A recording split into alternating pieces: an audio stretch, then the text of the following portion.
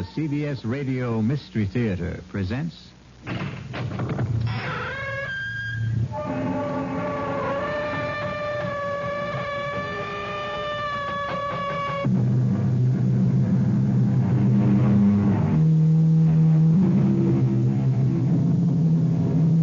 in. Welcome. I'm E.G. Marshall. Welcome to the world of mystery. The world of terrifying imagination. The story you are about to hear is called Lost Dog. Yes, a dog story. But please don't expect a charming family tale about man's best friend. In fact, you may even decide that the dog in this story is man's worst enemy. It all depends on whether or not you share the particular terror of our heroine, Miss Julia Smollett.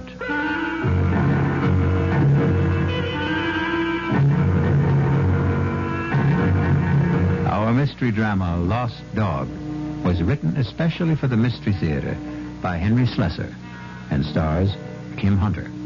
It is sponsored in part by the Kellogg Company, makers of Kellogg's Special K cereal.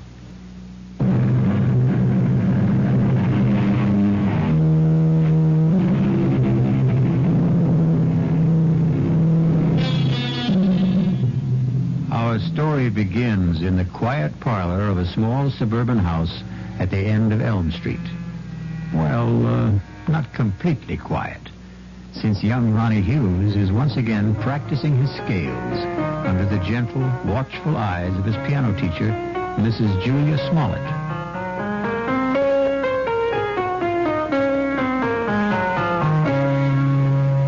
Well, that was very good, Ronnie. That was much better than last time. I still wish we could skip this scale stuff, Mrs. Smollett. I mean, I'm not saying that I'm ready to play concertos yet, but just the same... Why does it bother you so much, Ronnie? Well, playing scales makes me feel like a little kid, I guess. Oh, they're silly. All the finest pianists had to learn their scales before they could play any compositions. I guess it's my fault for starting to learn to play so late in life. Ronnie, 19 years old isn't very late in life. I'm 20, Mrs. Smollett. Are you already? Oh, now don't tell me you've been coming here a full year. No, just about 4 months. But my birthday was last week. It was on Thursday. You weren't well last Thursday. Oh, yes, that's right. You still don't look well. Listen, why don't we see how well you know the chromatics? Your cheek, it's swollen. It's still swollen. Does it hurt? No, it doesn't hurt at all. It was silly of me to stumble and fall that way. I know that your husband hit you, Mrs. Smollett. Now, that's a very silly thing to say. You can't tell me it isn't the truth. I remember the first time he did it. At least the first time I knew anything about it. Now, I'm going to have to put a stop to this. Yes. I wish you would. I wish you'd call the police or something the next time it happens. Now, listen to me, young man. You've been listening to a lot of foolish town gossip. Then tell me it isn't true. What I'm telling you is that it isn't any of your business. Yeah, I guess that's right. It's none of my business. I should never open my big mouth. I'll just keep it shut from now on. Ronnie. Yeah? All right, my husband and I had a quarrel. He was drunk, wasn't he? George is in a very difficult occupation. The competition is very keen, and, well, the people he has to deal with aren't always very gentle. I don't know anything about the trucking business, Mrs. Smollett. I just hate the idea of anybody hurting you. That's all. I just can't understand why he'd do such a thing. What did you do to him? Well, if you must know, Ronnie, I won't allow him to have a dog. What? It sounds silly, doesn't it? And you're right, it is. It's silly on my part. But I'm absolutely terrified of dogs. And unfortunately, my husband wants one. He wants one very much. And that's why he hit you? Well, the argument goes back a very long ways, almost since George and I were married 7 years ago. Well, it wasn't much of a problem when we lived in the city. George didn't have his trucking company then. He was just a driver. But when he got the chance to buy into a firm out here, well, we bought this house. And I guess having a house in the country made George think about dogs and things. But I just don't see what's so important about it. Well, some things become important in marriage. Oh, now, just look what all this talk has done to the time. It's after 6:30. My husband's going to be home in half an hour, and I haven't even started dinner. Will he beat you for that, too? Ronnie, if you keep talking this way, well, I just don't think it would be wise to continue giving you lessons. You don't mean that. I'll see you on Thursday, Ronnie. Yeah. Sure. Bye, Mrs. Smollett. Goodbye, Ronnie. And happy birthday, Ronnie.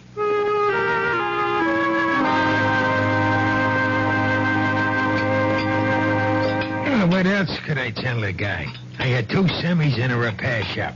If I wanted the job, I had to use his equipment. Well, fine. Only nobody was going to hook me for a $500 premium.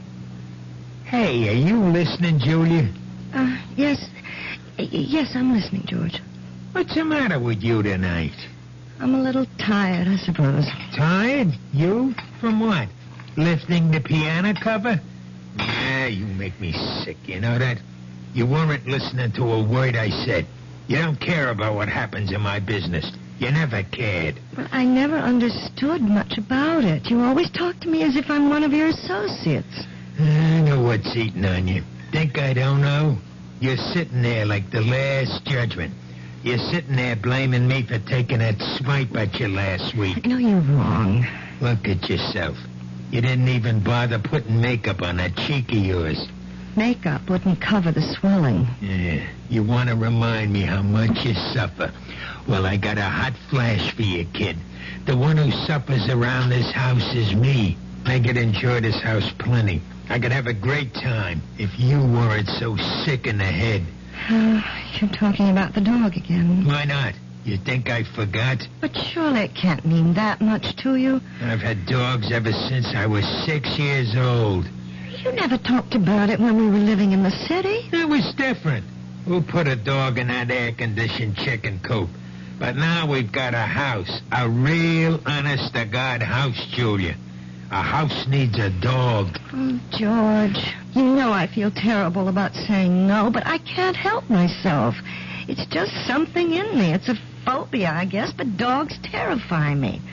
Even small dogs, tiny, harmless little dogs. I go to pieces when one comes near me. It's all in your mind. Yes, but isn't that enough? No, not for me it isn't. Can't you understand that it's like a sickness, like a disease? Okay, so if it's like a disease, how come you never got cured? How come you never saw a doctor about it? A doctor? Yeah, that's right. You're telling me you're sick? We'll just find out. Well, where are you going? I'm going to get you an appointment, a doctor's appointment. I'm calling Dr. McCann right now. At this hour? I'll call him at home and make an appointment for tomorrow. We're going to settle this thing once and for all.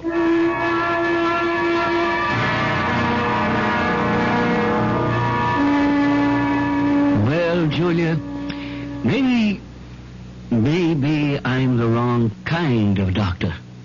What do you mean?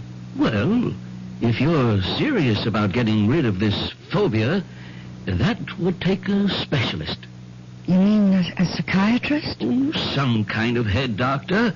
I'm sure you realize that people who are afraid of certain things, well, they've usually had something happen to them in their childhoods. Some traumatic experience or other that gets stuck in their mind like a burr and won't come out. Doctor, you know we couldn't possibly afford going through analysis. George's company isn't doing that well. He'd never stand for paying all that money week after week. Well, maybe you don't need all that couch stuff. Maybe there's something else you might try. Like what? You ever hear of hypnotherapy? You mean getting hypnotized by someone? Not just by someone. I mean someone who can put you under and maybe help cure you of this thing. I'm not saying it always works, but it does sometimes. I don't know. The thought sort of frightens me. Nothing frightening about it. It might be just the way to find out why you're really afraid of dogs.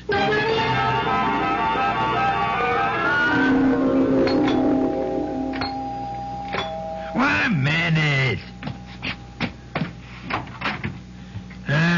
What'd you do? Forget your key? Yes, George, I'm sorry.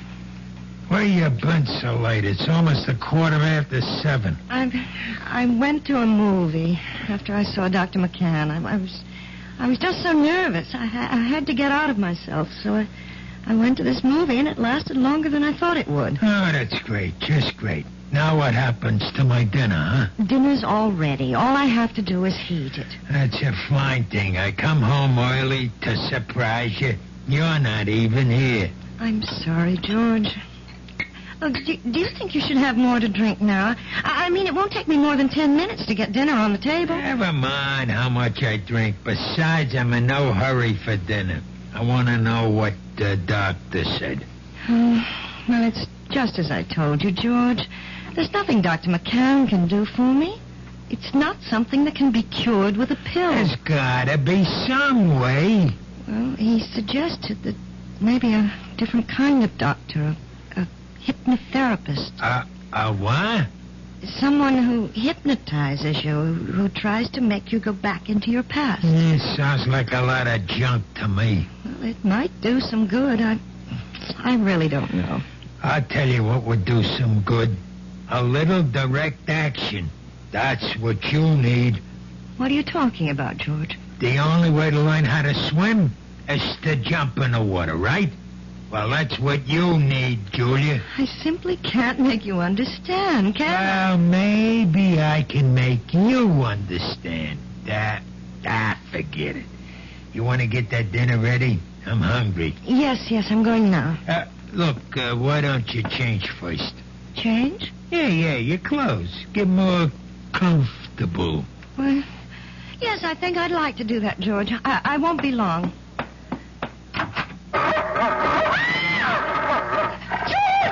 George, there's a dog on our bed. A horrible big dog. Take it easy. That's my surprise. That's a teller. Get him out of here. Please, George, take him away. It's only a dog, for piss sake. He's not going to hurt you. Get it out, George. Please.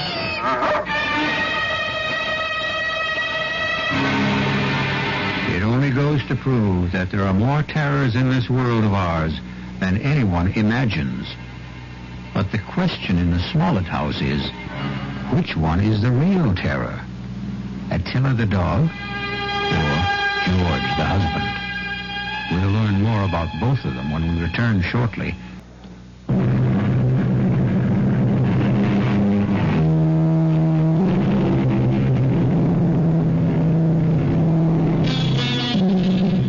Let's return to the plight of Mrs. Julia Smollett, the woman whose nightmares take the shape of a barking dog. How long do you want me to board the animal, Mr. Smollett? I don't know. Until that wife of mine gets her head on straight, I guess. Beg your pardon? My wife doesn't like dogs. Took one look at Attila and screamed the house down. Well, some women get scared of Dobermans. This dog's only 6 months old, for Pete's sakes. Practically a puppy. Can you board my dog until my wife gets through with her treatment? Treatment? I don't think I understand. Just give me a straight answer. Oh, yes, sir. Certainly. We'll take the dog for as long as you like. We'll see how long that is.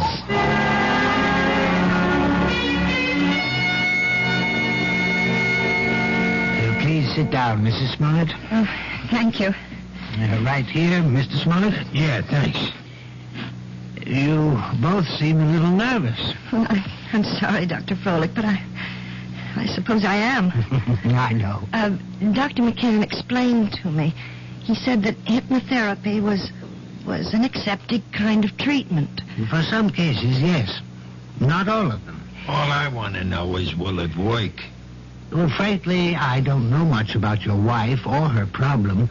I'm not going to say I can help her get over this particular phobia until I do. Please, George, let me tell the doctor about it. I can tell him in one sentence. My wife's afraid of dogs. All dogs. Big ones, little ones. Falls apart when she just looks at one. No, that isn't true. I don't fall apart, as my husband said, unless I'm close to them. Animal phobias are one of the most common types I deal with, Mrs. Smollett, and I might say that I have a great deal of success with them. But how do you do it? I use a technique called hyperamnesia. Amnesia? Actually, it's the opposite of amnesia. After placing the subject in a trance state and making her completely willing to free herself from critical judgments about her past... Wait a minute. I'm not following you. What we do is get the subject to remember long-forgotten, very, very deeply repressed experiences. Sometimes they remember them in great detail, even though they still maintain amnesia at the conscious level. And you see? I'm not sure I do. Do you mean you can find something in my mind that I don't even know is there? Possibly. It may take some time.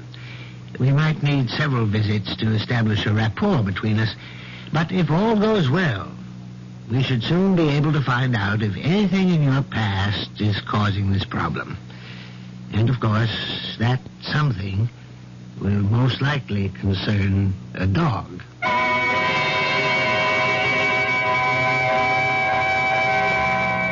That wasn't one of Hank's longest passes, but it was a bullet right at Joe Flax, deep in enemy territory. George? 3 minutes left in the half. You home already? Whether or not the Rangers will try to go all the way. Well, what happened? How'd it go at Frolics? It was all very strange. Well, come on, let's hear it. Did he get you hypnotized or didn't he? Look, I just want to hang my coat up. Look, I'm missing a big game just because I want to hear. You might as well turn it on again, George, because all that Dr. Froelich did was what he called the first stages. What does that mean? I mean, well, he put me under all right. There wasn't any problem about that. Yeah, I figured that. Tell me what he said about the dog. He didn't say anything, George. Well, what do you mean? Just that. He didn't start talking about my problem. That's going to have to wait until I'm more receptive. What's he trying to do? Keep stringing you along until he bleeds me dry? Those visits cost $50 each, you know that? I know it's expensive, but you're the one who insisted that I go. $50 a week plus kennel charges. Couple of months of that and I'll be hocking half of my trucks. Look, you tell that guy to get down to business. It's only my second visit, George. Well, we better start seeing some results on number 3, understand? I'm not waiting any longer. There doesn't have to be a number 3. As far as I'm concerned, we can stop right now. What are you talking about? George, I don't want to do this thing. I hate being put under.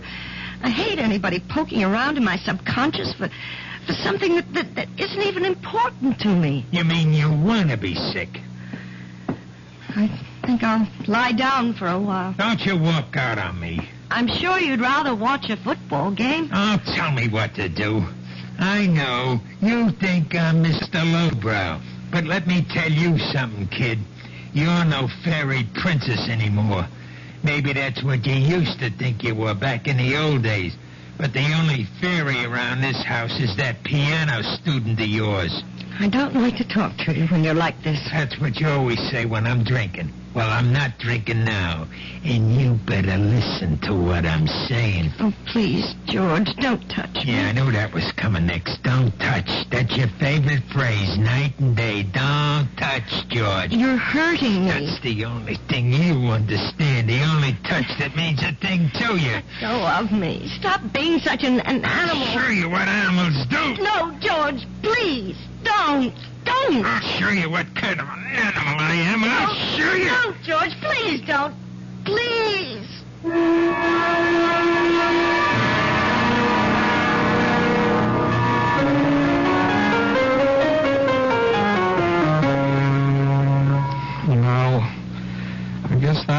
much better, was it? What? You didn't think much of the performance. I mean, it wasn't exactly Horowitz, was it? No, it was perfectly all right, Ronnie, really. But you're not all right, are you? Oh, yes, I'm fine. You look awful. No, I didn't mean that. You never look awful. But you're acting so funny today. I'm sorry. I guess I have something on my mind. Can I take a guess? No. What you can take is the next page of this lesson. Listen, Mrs. Smoke. Look, can I call you Julia? Oh, really, Ronnie? I know. You're going to give me all that stuff about teacher-student relationship. Only I'm sick of calling you Mrs. Smollett. I hate it. I hate it because it's his name. Ronnie. No. You're the most important thing in my whole life. Please, Ronnie. I don't want you to say things like that. They're not true, and they're just making it impossible for me to teach you. You know how I feel about you. I'm sure you do. You're just too smart not to have seen it. I know that you're 20 years old. Is that why you don't want me to talk about it? Because I'm younger than you are? Well, it's flattering that you feel that way, Ronnie, but I know it's just a little crush you have. Boys go through that sort of thing all the time. Boys? Crush? Look, you're treating me like a kid.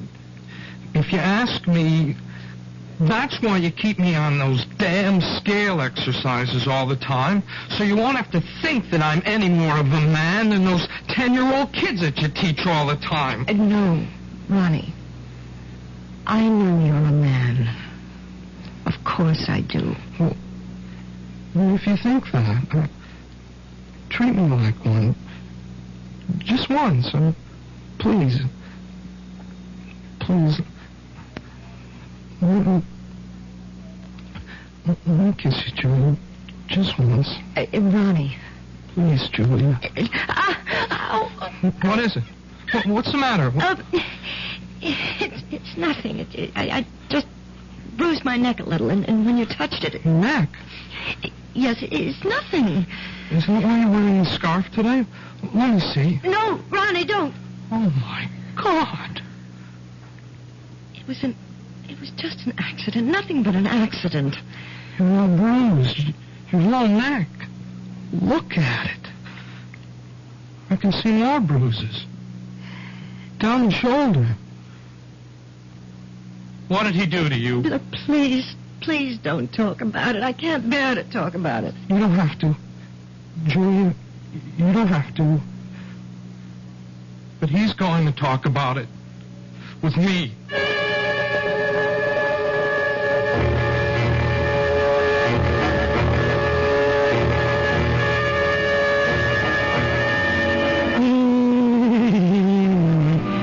Listen to that, will you? Doesn't that bring back memories? Hey, Julia. What? That song. We used to dance to it, remember? In the girl room, first year we were married. Hey, you want a drink? No, thanks. I'm drinking enough for both of us. That makes me feel good. Yes, I know. That's the thing about wives. They ought to do what their husbands do. A man needs a pal, not just a wife. I'm sorry that I'm not a pal, George. That's why I need a dog, you understand? A man's gotta have a friend. Somebody who understands him, you see? You really think that dog, what's his name, would understand you? His name's Attila. Attila. That's an awful name for a dog. A frightening name. Everything scares you, even names. Oh, who the heck is that? I don't know. Hello, Mr. Smollett. Hey, what is this? Since when do you give piano lessons at night, Julia? Ronnie, what are you doing here? I didn't come for a lesson. I came to talk to Mr. Smollett. You want to talk to me? About what? May I please come in, sir? Yeah, sure. Come on, Sonny. Ronnie, you shouldn't have come here. I won't stay long. I just want to say something to your husband. Sure, kid. Go ahead. I wanted to say that I know what you're doing to Julia. I know how you've been hurting her, and I won't let you get away with it. What was that? Ronnie, no. No, look, even if she doesn't want to say anything about it, I will. You touch her again, I'll go to the police. I mean that. See, there are laws in this country. I think maybe I'm hearing things. I swear, Mr. Smollett, you ever hit her once more, you're going to go to jail. So I'm going to jail her, and you're going to put me there. Ronnie, I begged you not to do this. No. It's okay, Julie. I like hearing this. I mean, I want to know what the younger generation is thinking. You don't want me to hit my wife anymore, is that it? That's it. You sure you know the difference between hitting and just giving little love taps? Please, Ronnie, go. Go right now. I mean, maybe you made a mistake, kid. For instance, this is a love tap. Oh, George! Now, that's a love tap, Ronnie, baby. This is... Oh, George, stop it! Don't! You see the difference, kid? You better be sure you know the difference before you talk to the cops. George! George, no! No!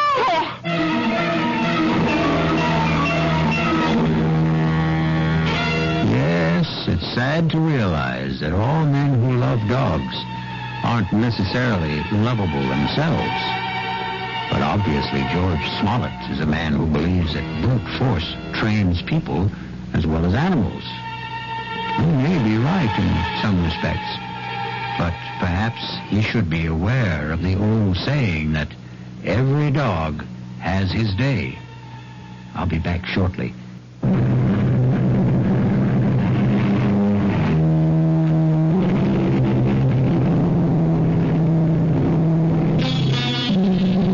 An important day has arrived in the life of Julia Smollett and her husband George, because Julia is on her way to the offices of Dr. Froelich, who has promised that this is the day which may bring her back to the forgotten days of her past, perhaps to the very day when she equated the word terror with the friendly eyes and wagging tail of man's best friend. This better be the payoff. That's all I've got to say. I hope you're not disappointed, George. Well, at least you're talking to me. That's the first word you've said to me in 2 days. I haven't had much to say. Look, the kid Ronnie's all right. I didn't mark him up. He's still as pretty as ever. That worries you, doesn't it? Nobody's got a right to walk into my own house and say those things to me. You have nothing to worry about, George. Yeah, that's what you say. $50 a visit is something to worry me, and $40 a week for the dog, and a lot of other things. We've also lost a piano pupil. I suppose you realize that. Who cares about that? Ronnie paid $20 a week for his lessons, George. I won't miss it. Not as much as you'll miss your little Prince Charming. Well, what about it? About what? You're gonna miss him, right? You're not gonna have any shoulder to cry on, are you?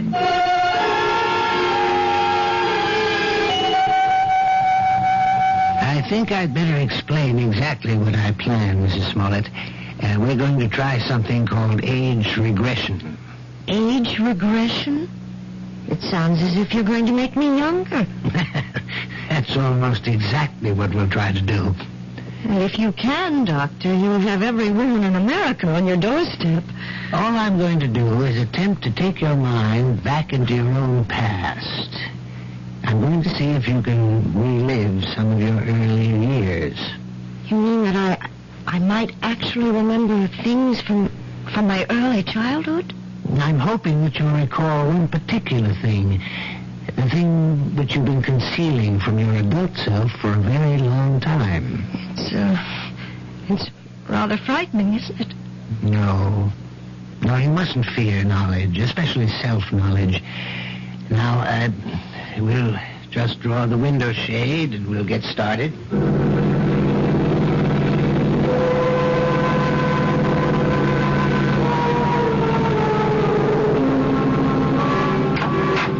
Mr. Smollett, would you like to come inside? Me? You mean you're all through so fast? No, we're not through, but your wife is in a deep trance, and I thought you might want to be here when we begin the age regression attempt. Well, sure, if you want me in there. Hey, she looks like she's asleep.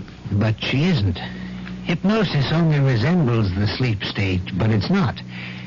Mrs. Smollett is very much awake. Yeah? Mrs. Smollett, Julia, you may open your eyes now. Ah, that's fine. Now, tell me, do you know what day it is today? Yes. Wednesday. No, you're wrong. It's Friday, Julia. Is that right? Yes. Friday. No, Julia. It isn't Friday either. Do you know what day it is now? No. I don't know what day it is. In fact, right now you don't know the day or the month or even the year, Julia, do you? No. You see, Mr. Smollett, I'm purposely doing this to dislocate your wife in time. Oh, yeah, I understand. Julia, you're going to be a child all over again. You're going to see and hear and feel everything you did since you were a baby.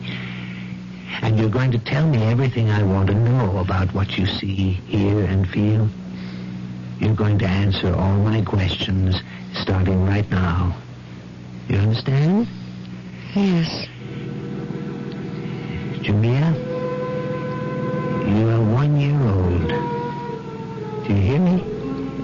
You're an infant, only 1 year old. Tell me what you know, Julia.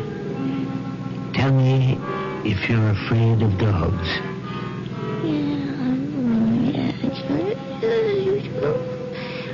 Oh, my God. You sound like a happy baby to me, Julia. I don't think you had any fear of animals when you were a little baby. Did you?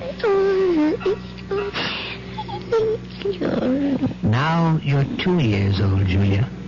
You can probably say a few words now. Are you afraid of dogs? No. And now you're 3, Julia. You're growing up very quickly. Now you're a big 3-year-old girl. And are you afraid of dogs now, Julia? No. I'm not afraid of Bow Wow. You're 4 years old now, Julia. Tell me if you're afraid of dogs now. It's all right to shake your head as long as you tell me, Julia. Now you're 5 years old. What? Still not afraid of dogs? No. I'm not afraid. I'm not afraid. Now you're 6, Julia. 6. This can't go on forever. Please, Mr. Smollett. Not afraid at 6, Julia? Then let's be 7 years old. You're 7 years old. Still not afraid, are you? Now, what about 8? You're an 8-year-old girl now. Topper. What was that? Topper. Poor Topper. What's she saying? Julia, who is Topper? Is Topper a dog? Yes, Topper's my dog. Where is Topper now, Julia? Topper's dead. They put Topper away. Then they killed him, and it's all my fault. It's all my fault. What's your fault? What did you do, Julia? No. It's his fault. It's Bobby's fault. Who's he, Julia? Is Bobby a friend of yours? I hate him. He teases me all the time. I'm glad I did it. I'm glad. Only don't kill Topper, please. Please don't kill my dog. Does all this mean something? Has it means a great deal, Mr. Smollett. Julia, now please listen. I want you to tell me all about Bobby and Topper. Bobby lives next door. He's 10. He teases me, pulls my hair. He tore my dress. He put mud in my shoes, and he hit Topper with a rock. Mommy! Mommy! What happened, Julia? Why are you calling your mother? What's happened to Bobby? He's killed him! He's killed him! Oh. I warned him. I told him what I would do. I told him. Was it Bobby you warned? Sick him, Topper. Kill him. Kill him. Kill him. My God. Quiet. Hey, Julia, listen to me. I want you to explain everything to me very clearly. Did you tell your dog to hurt Bobby? Yes. Did he hurt Bobby? Did Topper kill him? No, he hurt Bobby. He didn't kill him. He hurt Bobby in the neck, but they killed Topper. They killed my dog. And it's my fault. It's my fault.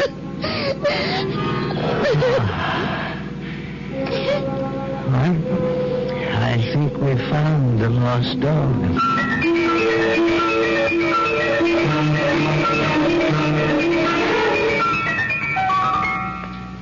So, now you know, Mrs. Smollett. Now you may be able to understand.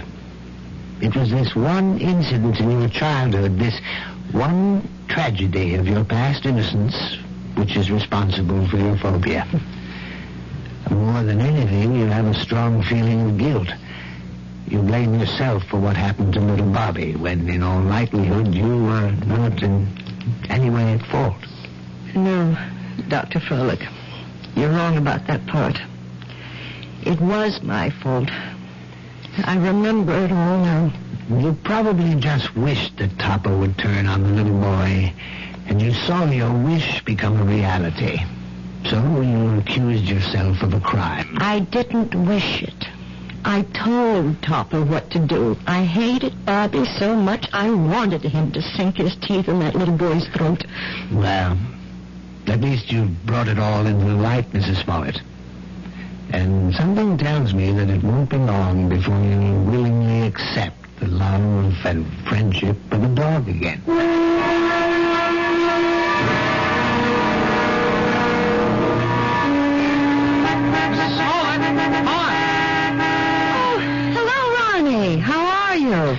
I'm okay, I guess. That looks like a brand new car you're driving. Well, yeah, it is. My parents gave it to me for my birthday, but, well, it took a couple of months to get it here from the factory. I wanted a couple of special things done to it. It's very handsome, Ronnie. I'm sure you're enjoying it. Yeah, it's great. I guess you've been shopping, huh? Yes, I have been. Ronnie, maybe you'd like to come inside for a few minutes for some tea or something? I'm afraid I can't right now. I'm supposed to pick up Lisa at her house. Lisa? Yeah, Lisa Bryant. We, sort of going steady now. Yes, of course. Well, it was very nice running into you, Ronnie. Yes, it was. Hey, by the way, you're looking... Well, you seem real fine these days, Mrs. Smollett. Yes, Ronnie. I'm really very fine. Now I've got to go inside. It's time to feed Attila. Who? Goodbye, Ronnie.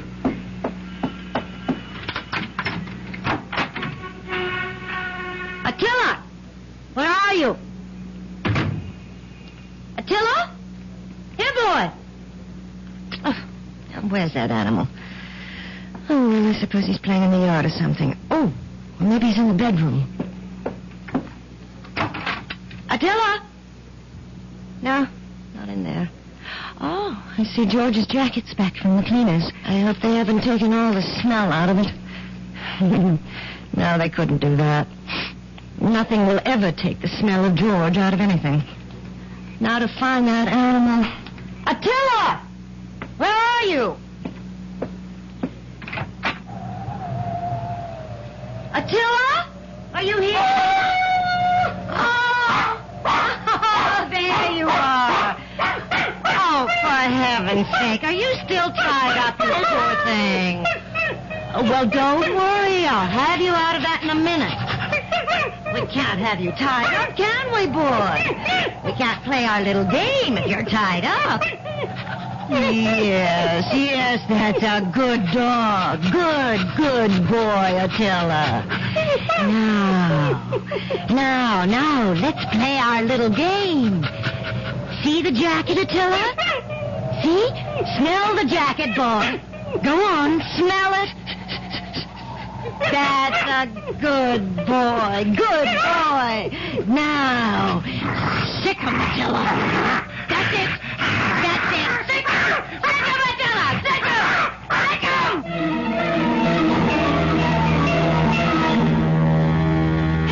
Who said a dog has to be man's best friend? Why not woman's best friend? Especially a woman like Julia, who's just learning how really helpful a dog can be. Or rather, she's remembering how helpful. And one day soon, George Smollett will come home to a very surprising greeting from his own pet.